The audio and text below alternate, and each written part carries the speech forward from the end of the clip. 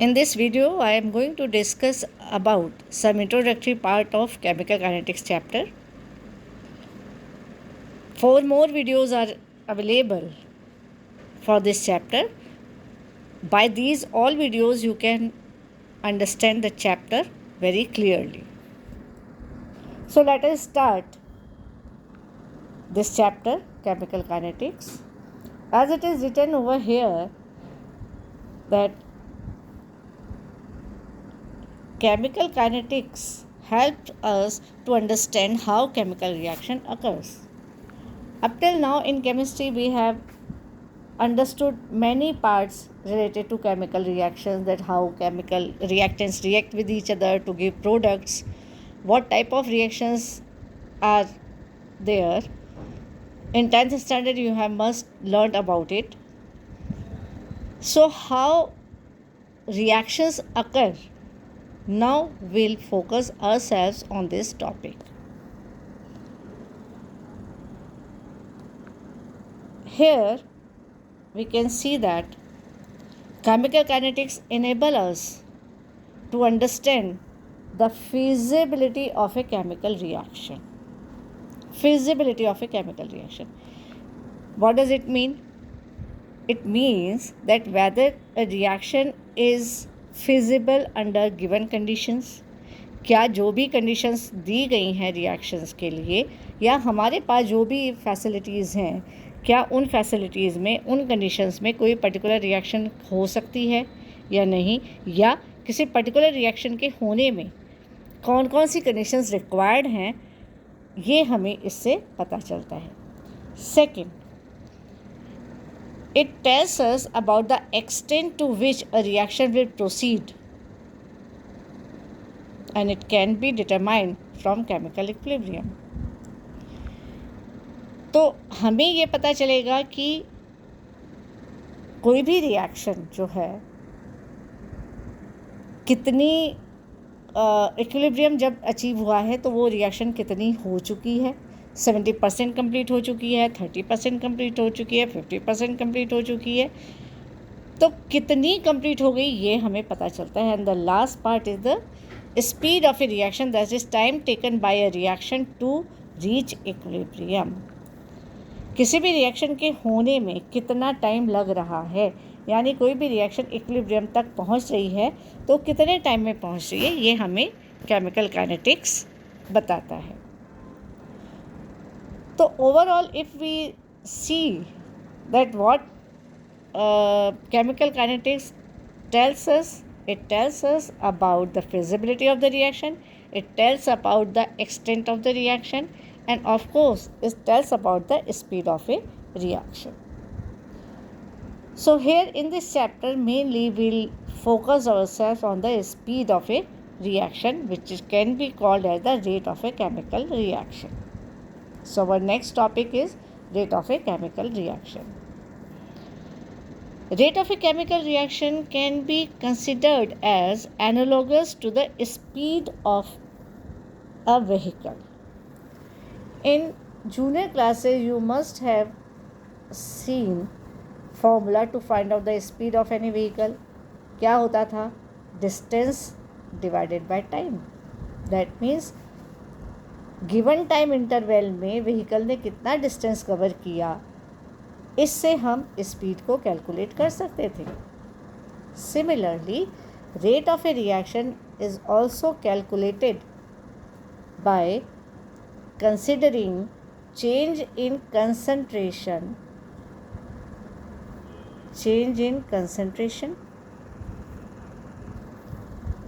In the given time interval. Vehicle के case में speed distance by time होता है, और केमिकल रिएक्शन के केस में ये होता है change in concentration divided by time. So speed of a reaction depends clearly upon concentration, जैसा भी हमने कहा, क्योंकि वहाँ कंसंट्रेशन आ ही रहा है टर्म में. So this rate of the reaction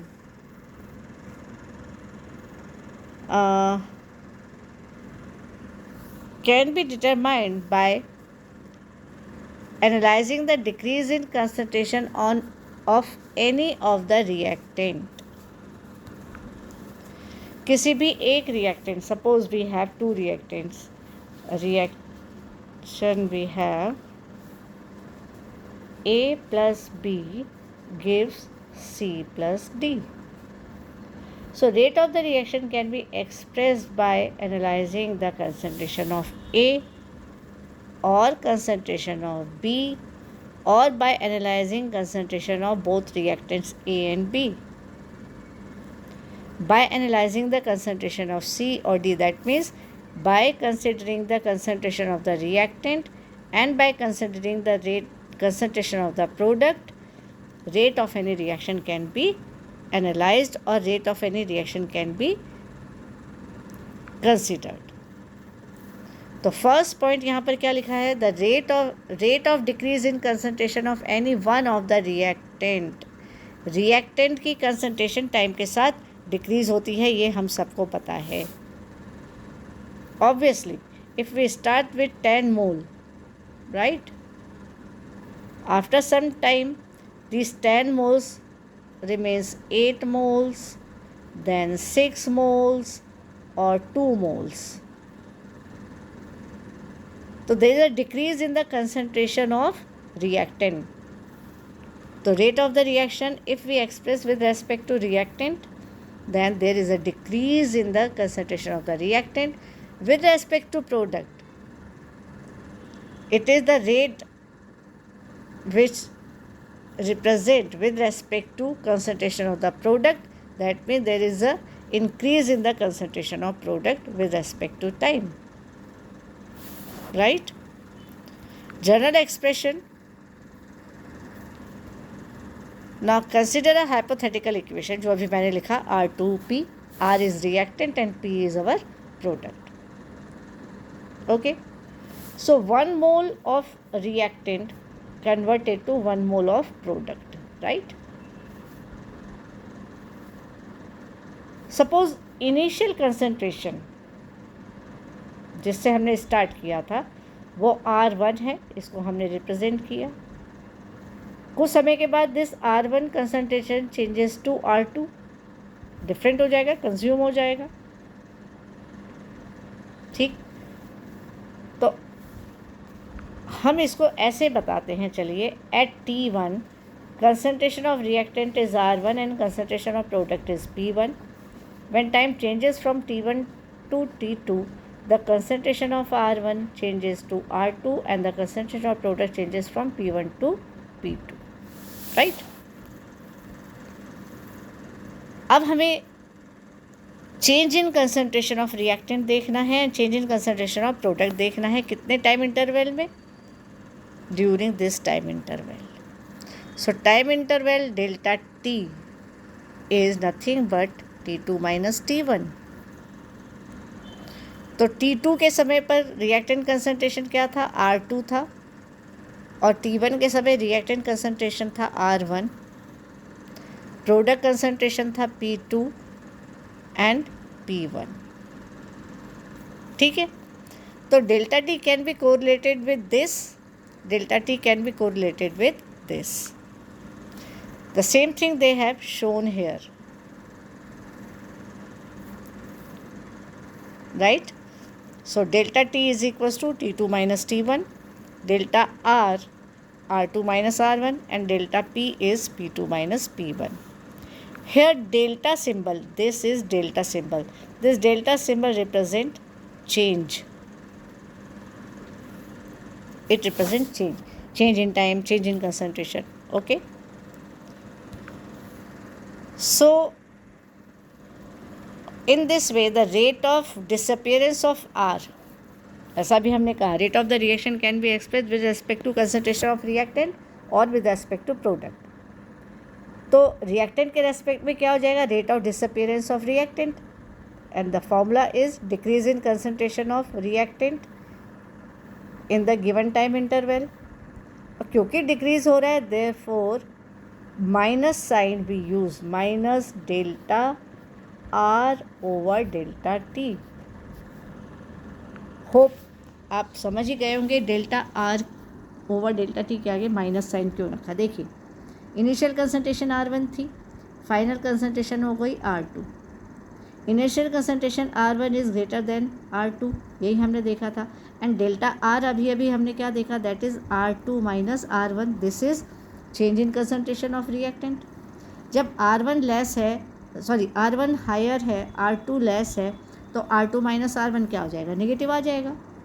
Therefore, when we represent the rate of the reaction with respect to concentration of the reactant, we always put negative sign. Got it? अब इसी तरह से अगर हम product के respect में represent करना चाहते हैं, so with respect to product हम क्या लिखेंगे? Rate of appearance of product, and it is delta P over delta T. यहाँ तो पॉजिटिव आएगा क्योंकि P2 minus P1 is equals to delta P and P2 is greater than P1। Initial concentration product की कम होती है, final ज़्यादा हो जाती है, तो P2 माइनस P1 जो है वो पॉजिटिव आ जाएगा, राइट? अब whatever the formula we have written up till now, this is change in concentration of reactant और product with respect to time. This is called as average rate of a reaction. क्योंकि हमने T1 से T2 तक का time period देखा है, हमें नहीं पता ये T1 से T2 के बीच में रिएक्शन क्या सेम स्पीड से चली है या डिफरेंट स्पीड से। हो सकता है इनिशियली ये बहुत फास्ट चली हो for few seconds, then it becomes little bit slow, और T2 तक जाते जाते काफ़ी स्लो हो गई हो। So rate of the reaction if we calculate during this time interval T1 and T2, या लंबे टाइम इंटरवल के बीच में हम देखते हैं, तो उसको हम कहते हैं average rate of the reaction. तो फॉर्मूला जो अभी हमने देखा वो average rate of the reaction का था। ग्राफिकल रिप्रेजेंटेशन अगर हम देखते हैं that time with respect to concentration of the reactant or time with respect to concentration of the product, obviously we can see that there is a decrease in the concentration of the reactant with respect to time, and there is an increase in the concentration of the product with respect to time. ये समझ ही गए होंगे। अब यहाँ पर जो इन्होंने बताया है, ये देखिए, this is the average rate of the reaction. ये इस पूरे टाइम इंटरवल में यहाँ से यहाँ तक अगर हम देखते हैं, then it is called the average rate of the reaction. अब average rate of the reaction हमारे लिए बहुत यूज़फुल नहीं होगा। क्यों? क्योंकि रिएक्शन कभी तो धीमे हो रही है, कभी स्लो हो रही है, या फास्ट हो रही है। हमें तो वो पर्टिकुलर टाइम पीरियड देखना है जिसमें rate of the reaction constant है, और उसके लिए हम जो rate of the reaction calculate करते हैं, that is called as the instantaneous rate of the reaction. Okay, instantaneous rate of the reaction we calculate during a very small time interval. बहुत delta T जो होता है वो बहुत छोटा होता है, इतना होता है कि हम कहेंगे कि delta T is almost constant और delta T is almost zero. Constant हो गया तो ज़ीरो हो जाएगा, and they have written it very clearly. RAB means average rate of the reaction, ये भी हमने फॉर्मूला देख लिया, minus delta R over delta T और delta P over delta T.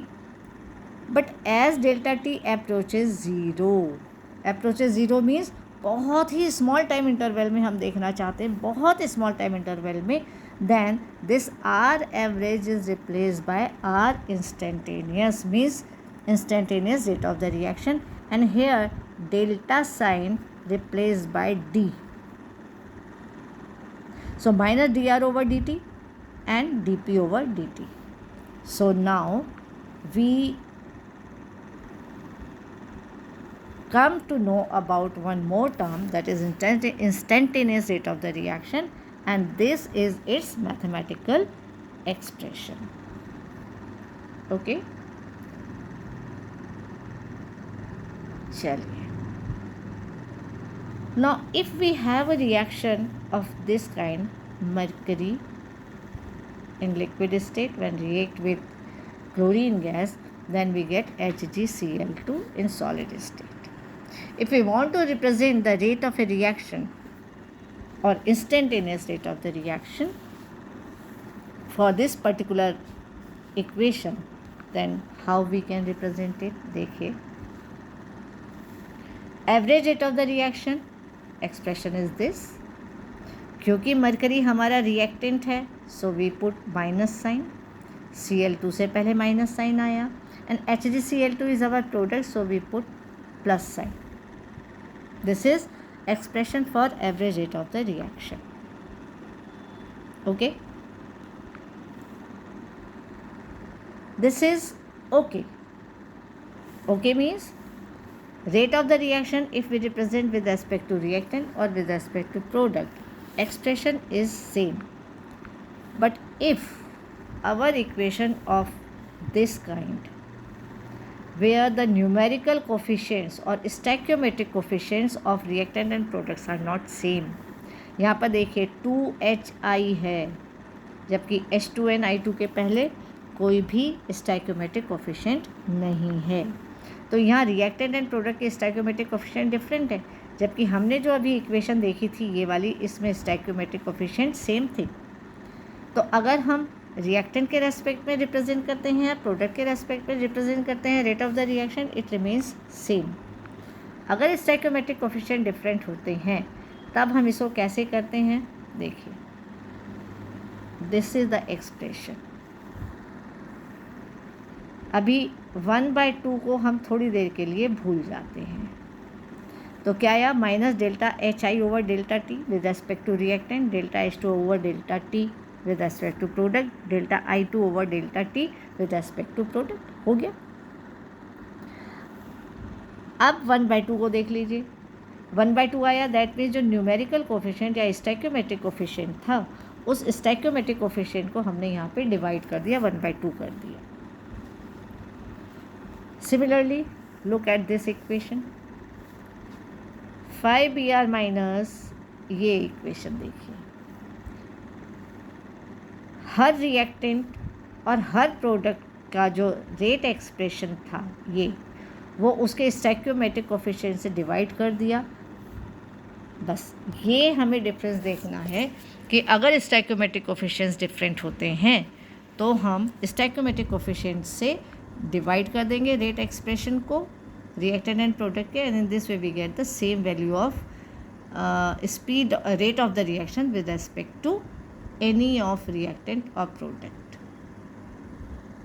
Okay, this is solved numerical, so you can easily understand it.